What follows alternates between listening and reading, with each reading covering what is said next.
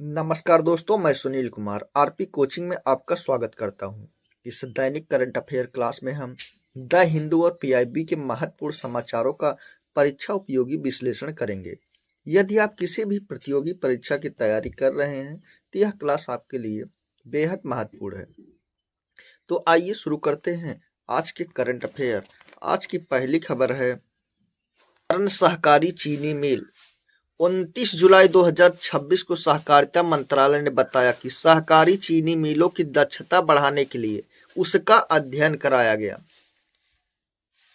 क्या कराया गया? अध्ययन। राष्ट्रीय सहकारी विकास निगम एनसीडीसी सहकारी चीनी मिलों के पुनरुत्थान, मतलब उसमें जो समस्याएं हैं उसको दूर करने के लिए, आधुनिकीकरण मतलब उसमें टेक्नोलॉजी का विकास और वित्तीय सहायता, पैसा भी खर्चा करेंगे, ऋण भी देंगे यानी धन भी देंगे, आर्थिक मदद करेंगे। इसके लिए परियोजनाओं की पुनर्व्यवहार्यता के आधार पर सीधे मतलब डायरेक्ट या राज्य सरकार के माध्यम से ऋण उपलब्ध कराता है।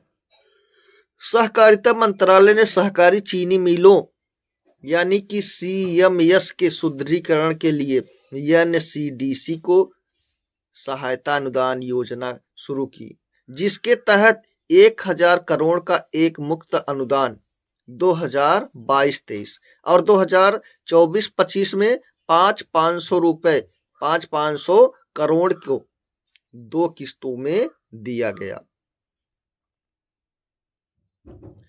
इस योजना का उद्देश्य सहकारी चीनी मिलों में एथेनॉल संयंत्र, कौन सा? एथेनॉल, यानी कि ऐसा इसमें संयंत्र लगाया जाएगा जिससे क्या बनाया जाए? एथेनॉल। और एथेनॉल की जरूरत क्यों है? क्योंकि हमको पेट्रोल में मिलाना है। E20 पेट्रोल, कौन सा? E20 petrol. अब इसको यहाँ पर क्षमता इसकी बढ़ानी है। कोजनरेशन संयंत्र स्थापित करने तथा कार्यशील पूंजी की आवश्यकता पूरी करने हेतु एक यानी कि 10,000 करोड़ तक ऋण क्या करेगा? उपलब्ध कराएगा। 31 मार्च 2025 तक एनसीडीसी ने देश की 56 सहकारी चीनी मिलों को 10,005 करोड़ की वित्तीय सहायता प्रदान की है। आज की अगली खबर है, पराग कड़ों से पता चला हड़प्पा सभ्यता क्यों सिकुड़ गई। हड़प्पा सभ्यता या नदी घाटी की सभ्यता या मोहनजोदाड़ो ये सब क्या है? यहाँ के नगर हैं, यानी इसे सिंधु घाटी की सभ्यता भी कहा जाता है। ये सभ्यता का पतन हो गया, ये सभ्यता सिकुड़ गई। क्यों सिकुड़ गई? यहाँ छोटे पराग कणों से यह पता लगाया गया। 29 जुलाई 2026 को विज्ञान एवं प्रौद्योगिकी विभाग यानी कि DST department of science and technology ने बताया कि गढ़वाल, कहां पर? हिमालय के देवरिया ताल से प्राप्त परागकण, यानी कि वहां से परागकण प्राप्त हुए। इसी परागकणों के अध्ययन से संकेत मिला कि लगभग 2000 वर्ष पूर्व जलवायु परिवर्तन और कमजोर वित्तीय ग्रीष्म मानसून आईएसएम के कारण हड़प्पा सभ्यता क्या हुआ? इसका संकुचन हुआ। मतलब जलवायु परिवर्तन, इससे क्या पता लगा? 2000 वर्ष पहले कि यहाँ का जलवायु परिवर्तन हो गई और ग्रीष्म मानसून, इसके कारण यह शोध डीएसटी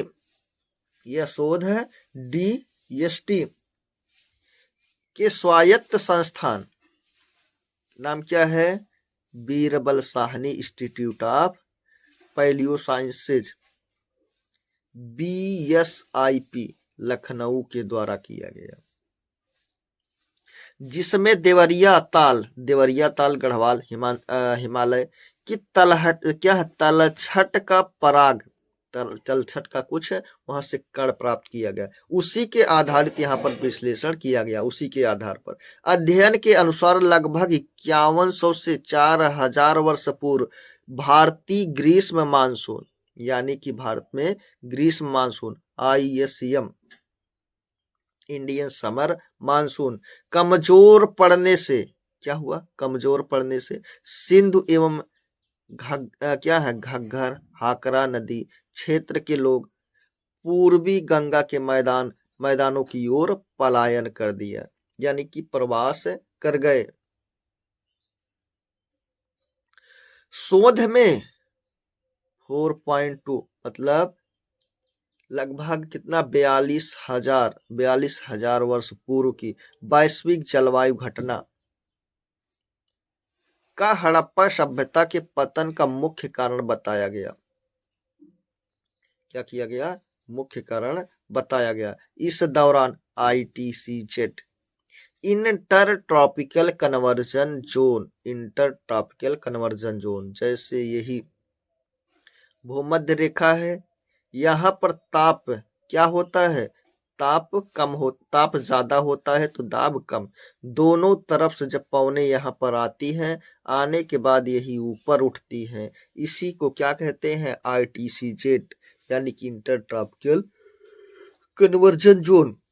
यही क्या होता है, यही दक्षिणी ध्रुव की ओर इसका क्या होता है, ये दक्षिणी ध्रुव की ओर खिसक जाता है। अल नीनो के प्रभाव से क्या होता है, जब अल नीनो का प्रभाव होता है भारतीय महाद्वीप पर क्या होता है, यहाँ पर बरसात कम हो जाती है, यानी कि मानसून कब आता है। जैसे इस वर्ष यानी 2026 में अल नीनो का प्रभाव है। अल नीनो और ऋणात्मक हिंद महासागर द्विध्रुवी के कारण मानसून कमजोर हुआ। यह शोध पैलियोजियोग्राफी यानी कि पूरा भूगोल और पैलियो क्लाइमेटोलॉजी यानी कि पूरा जलवायु विज्ञान और पैलियो इकोलॉजी यानी कि पूरा पारिस्थितिकी क्या है जनरल में प्रकाशित हुआ है, जो प्राचीन जलवायु परिवर्तन, मानसून के इतिहास और भविष्य की जलवायु प्रवृत्तियों को समझने में महत्वपूर्ण माना जा रहा है। आज की अगली खबर है श्वेत क्रांति 2.0 का कार्यान्वयन क्या है। यह भारत में डेयरी क्षेत्र को आधुनिकीकरण, इसका काम क्या है, इसको डेयरी क्षेत्र को क्या बनाएंगे, आधुनिकीकरण यानी आधुनिक बनाएंगे। और दूध उत्पादन में क्या होगा, क्या करना है, वृद्धि, और दूध से किसानों की आय में क्या करना है, आय में वृद्धि करना है। इतना काम है किसका, श्वेत क्रांति 2.0। पूछा जाए श्वेत क्रांति के जनक कौन है, तो कौन है, वर्गीज कुरियन। कौन है, वर्गीज कुरियन, ये याद करना है ना। और श्वेत क्रांति संबंध किससे है, दूध उत्पादन से।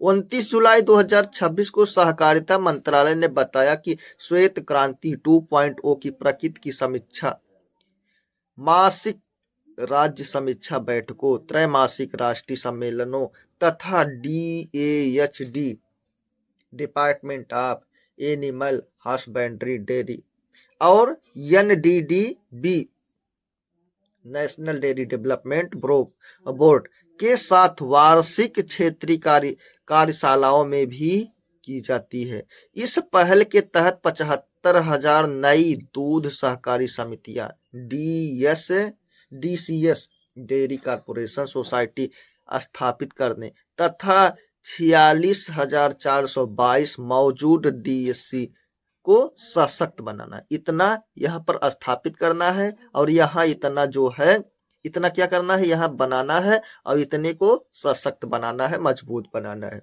अब तक 24,097 नई DCS का गठन किया जा चुका है तथा 31,394 मौजूद DCS को सशक्त किया जा चुका है। लक्ष्य इतना है, इतना हो चुका है। दूध संग्रह और डेयरी अवसंरचना को मजबूत करने के लिए बल्क मिल्क कूलर, स्वचालित दुग्ध संग्रह इकाइयां, दुग्ध परीक्षण एवं गुणवत्ता उपकरण प्रसंस्करण एवं शीतलन अवसंरचना कार्यशील पूंजी तथा तकनीकी सहायता उपलब्ध कराई जा रही है।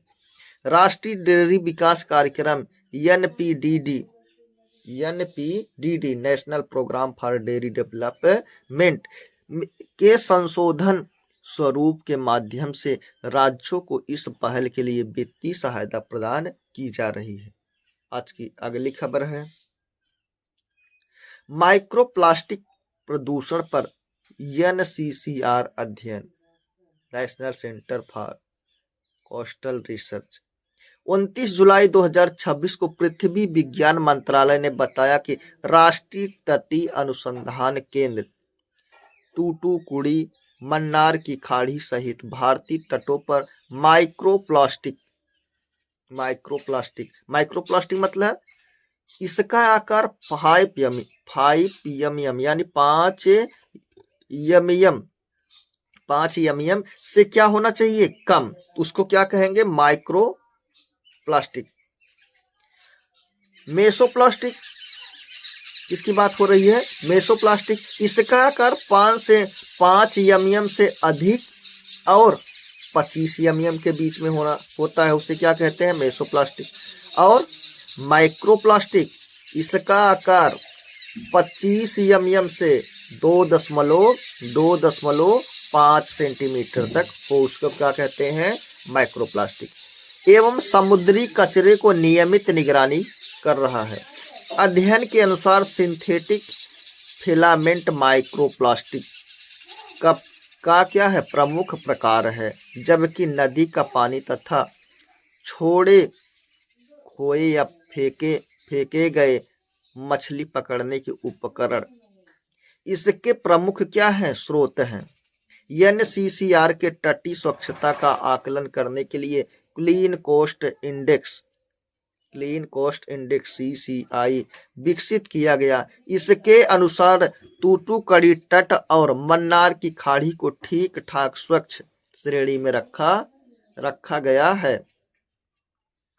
मन्नार की खाड़ी और तूतुकुड़ी तट की तलछट में 28 से 60 कण प्रति ग्राम इतना कण मिल रहे हैं, माइक्रोप्लास्टिक पाए गए हैं तथा इस क्षेत्र में माइक्रोप्लास्टिक प्रदूषण का कोई बड़ा हॉट स्पॉट नहीं मिला। 1 जुलाई 2022 से single use plastic SUP single use plastic की चिन्हित वस्तुओं पर प्रतिबंध लागू है। प्लास्टिक अपशिष्ट प्रबंधन या नियम 2022 के तहत EPR एक्स्ट्रा क्या है, EPR की बातें हो रही है, एक्सपेक्टेड प्रोड्यूस क्या है, रिस्पॉन्सिबिलिटी लागू किया गया, जिसके अंतर्गत अब तक 232 लाख टन प्लास्टिक पैकेजिंग कचरे का प्रसंस्करण किया जा चुका है। आज की अगली खबर है पीएम विद्या लक्ष्मी योजना। पीएम विद्या लक्ष्मी योजना का उद्देश्य आर्थिक रूप से कमजोर मेधावी छात्रों को देश के शीर्ष 1425 गुणवत्तापूर्ण उच्च शिक्षा संस्थानों यानी कि QHEIS quality higher education institute में पढ़ाई के लिए बिना जमानत और बिना गारंटर शिक्षा ऋण उपलब्ध कराना है। 8 लाख तक वार्षिक पारिवारिक आय वाले छात्रों को 10 लाख तक के शिक्षा ऋण पर मोरेटोरियल अवधि यानी कोर्स की अवधि 1 वर्ष से अधिक के दौरान 3% ब्याज सब्सिडी दी जाती है। साथ ही 7.5 लाख तक के ऋण पर 75% क्रेडिट गारंटी भी सरकार प्रदान करती है। यह योजना राष्ट्रीय शिक्षा नीति NEP नेशनल एजुकेशनल पॉलिसी 2020 तथा सतत विकास लक्ष्य यानी SDG 4 के अनुरूप गुणवत्तापूर्ण एवं समावेशी उच्च शिक्षा को बढ़ावा देती है। योजना को 6 नवंबर 2024 को केंद्रीय मंत्रिमंडल की मंजूरी मिली थी। योजना के लिए एक पूरी तरह digital PM Vidya Lakshmi portal उपलब्ध है, जहां छात्र शिक्षा ऋण के लिए आवेदन कर सकते हैं, आवेदन की ट्रैकिंग कर सकते हैं, ब्याज सब्सिडी का दावा और शिकायत दर्ज कर सकते हैं। Subsidy PM Vidya Lakshmi digital rupee यानी कि सीबीडीसी वॉलेट के माध्यम से दी जाती है। वित्तीय वर्ष 2025-26 में पीएम विद्या लक्ष्मी योजना के तहत 1,10,667 शिक्षा ऋण आवेदन प्राप्त हुए, जिसमें से